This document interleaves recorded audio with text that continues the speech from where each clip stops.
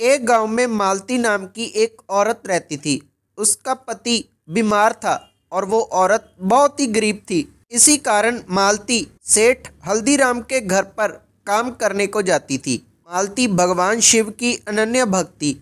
मालती सुबह उठती, घर की साफ सफाई करती और नहाकर भगवान शिव की पूजा करती थी और बाद में सेठ हल्दीराम के घर पर चली जाती और वहां पर जाकर अपना सारा काम करती थी। लेकिन सेठ हल्दीराम बहुत ही कंजूस और झगड़ालू किस्म का आदमी था। एक दिन सेठ हल्दीराम मालती को कहता है कि तुम आज काम पर लेट आई हो। मालती कहती है, लेकिन सेठ मैं तो काम पर टाइम से आई हूँ, मैंने आकर सारा काम भी कर दिया। सेठ हल्दीराम मालती को कहता है कि मैं सुबह 5 बजे जाग जाता हूँ और आंगन में बैठ जाता हूँ। मैंने देखा है कि तुम सुबह 7 बजे काम पर आई हो, तुमको 5 बजे आना होगा।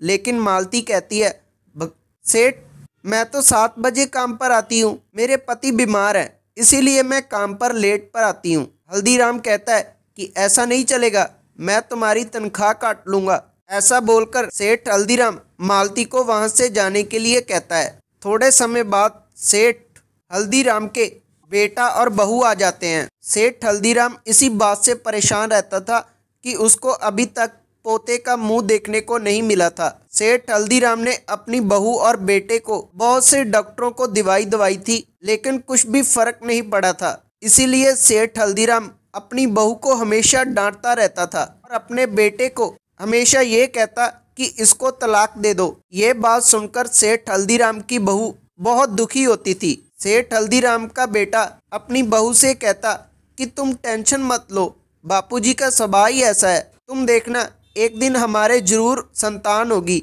एक दिन मालती घर में काम कर रही होती है। बहू को रोते देखकर मालती कहती है कि बहू तुम ऐसा करो, भगवान शिव के 16 सोमवार व्रत रखो। भगवान शिव अपने भक्तों की हर एक इच्छा पूरी करते हैं। मेरा पति बीमार है, मैंने भी 16 सोमवार व्रत रखने शुरू किए हैं।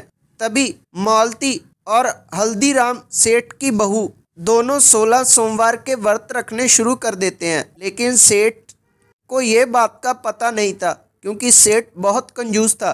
अगर उसको पता चल जाता तो सेठ की बहू को वो व्रत रखने नहीं देता। इसीलिए सेठ की बहू ने अपने पति को इस बात के बारे में बता दिया था। सेठ की बहू चुपके से जाती और मंदिर में भगवान शिव की पूजा कर कर वापस आ जाती। जब आखिरी सोमवार था तो दापण करने के बाद मालती और सेठ की बहू दोनों घर पर वापस आते हैं तो सेठ मालती राम और उसकी बहू के हाथ में आरती की थाली देकर पूछता है कि ये क्या कर कर आई हो।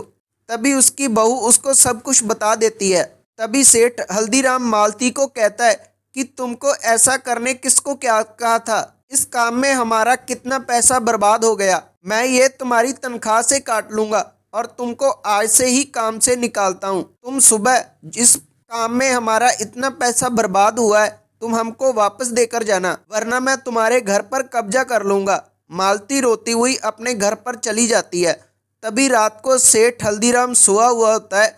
भगवान शिव उनके सपने में आते हैं। सेठ हल्दीराम भगवान शिव को देखकर उनके चरणों में गिर जाता है। तभी भगवान शिव कहते हैं कि मालती की वजह से ही तुमको पोते की प्राप्ति होगी, लेकिन तुमने मेरे इतने अच्छे भक्त को नुकसान और गलत बोलकर अच्छा नहीं किया। मैं चाहूँ तो तुमको अभी बर्बाद कर सकता हूँ। सेठ हल्दीराम भगवान शिव से माफ़ी मांगने लगते हैं और कहते हैं कि मैं आगे से किसी भी स्त्री से इस तरह बात नहीं करूँगा। भगवान शिव सेठ हल्दीराम को माफ़ कर कर अंतर ध्यान हो जाते हैं। जब सुबह सेठ हल्दीराम की आँख खुलती है, उसको पता चलता है कि उसका बेटा आकर कहता है कि बहू को बच्चा होने वाला है। ये खबर सुनकर सेठ हल्दीराम बहुत खुश होता है और अगले दिन मालती से माफ़ी मांगता है। मालती सेठ जी से कहती है कि ये तो सब भोलेनाथ ने किया है। कुछ समय बाद सेठ के घर में बच्चा पैदा होता है और सेठ बहुत खुश होता है। सेठ के मालती के पति का इलाज एक अच्छे अस्पताल में करवाता है और उनको एक घर भी बना कर देता है। मालती को पता था कि ये सब कुछ भगवान शिव की मर्जी से हो रहा है। ये थी आज की वीडियो। अगर आपको वीडियो अच्छी लगी तो वीडियो को लाइक करना और आपका अपना चैनल शिव को समझो जरूर सब्सक्राइब करना और बेल नोटिफिकेशन जरूर ऑन करना, क्योंकि ऐसे ही वीडियो हमारे चैनल पर आते रहते हैं और वो आपको सबसे पहले मिल जाएंगे। तब तक के लिए धन्यवाद।